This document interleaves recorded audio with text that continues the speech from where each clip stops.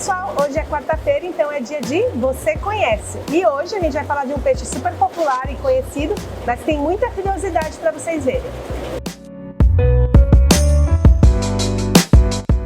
Oi pessoal, hoje eu tô aqui na estufa para falar com vocês sobre as carpas koi. E claro, todo mundo conhece, todo mundo que gosta de aquarismo já ouviu falar ou já até teve, mas tem muita curiosidade para falar sobre elas. Então, aqui a gente está com um aquário de carpas misturadas, todas elas são koi, porque a gente chama de carpa koi, a carpa que já foi selecionada pelo criador. Então aqui a gente tem aquela seleção genética, aqueles cruzamentos para chegar nas cores desejadas, né? Porque a carpa ancestral, a carpa comum, é totalmente sem cor. E, inclusive, as carpas foram criadas na China para finalidade de alimentação, né? Ou seja, para que fossem consumidas. Mas eles notaram algum potencial nessa coloração e começaram a selecionar. E isso vem de muitos e muitos anos atrás, essa seleção genética. Então a gente tem carpas koi, que a gente chama, né? Ou carpas coloridas, de muitas cores.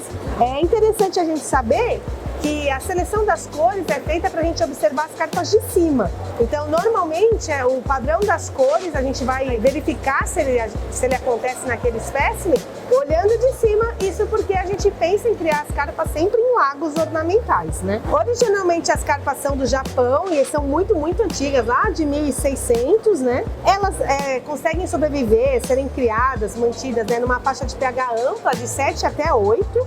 A gente sabe dessa predileção pela água um pouquinho mais alcalina, uma vez que a matéria orgânica, né, a parte biológica de um tanque que tenha carpas é muito exigida.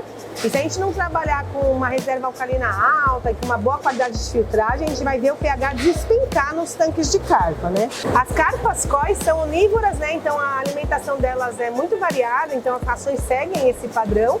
E elas são, assim, extremamente vorazes. Elas comem até frutos que caírem dentro do tanque, manga, é comum ver elas comerem. Qualquer tipo de fruto, vegetais, outros peixes, né? Quando você introduz peixes pequenos num tanque de carpas, elas vão predar e comer tudo imediatamente. Elas são muito vorazes para se alimentar. Por isso é importante a gente usar alimentação balanceada, rações próprias para carpas, senão a gente vai ter os animais que vão engordar e não crescer de forma saudável, né? Então a gente tem que usar rações mesmo específicas para carpas. O que é muito legal também na alimentação das carpas é que elas acabam se adaptando a vir comer na mão. Você vai encontrar diversos vídeos na internet de pessoas alimentando elas diretamente na mão e dá pra gente ensinar alguns truquezinhos de chamar, porque elas são bem responsivas ao alimento. As carpas koi, no Japão mesmo, na China, onde elas são amplamente distribuídas em lagos públicos e tudo mais, segura uma amplitude de temperatura muito grande, porque a gente consegue ver esses lagos congelarem no inverno e as carpas se manterem neles, né, na parte mais baixa. Isso acontece lá porque os tanques são fundos e a gente consegue gradientes de temperatura, então mesmo congelando a superfície, as carpas conseguem se manter lá embaixo onde a temperatura é um pouco superior. É claro que tudo demanda de uma adaptação bem aos poucos, mas elas conseguem tolerar temperaturas bem extremas em tanques grandes. Em cativeiro, em aquários, isso não acontece.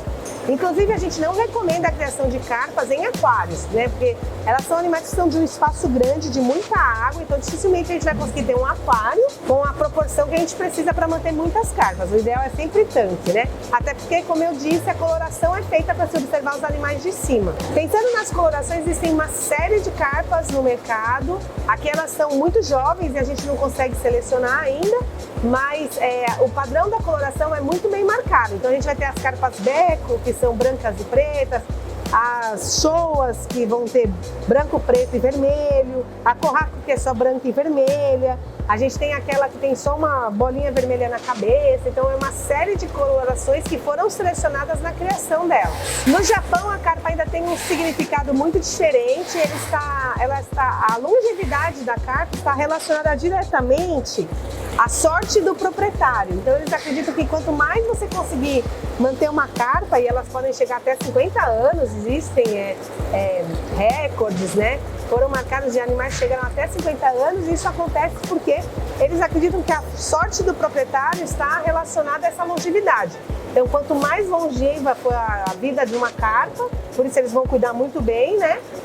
Mais sorte aquele proprietário vai ter. Então, é muito importante mantê-las por muito tempo.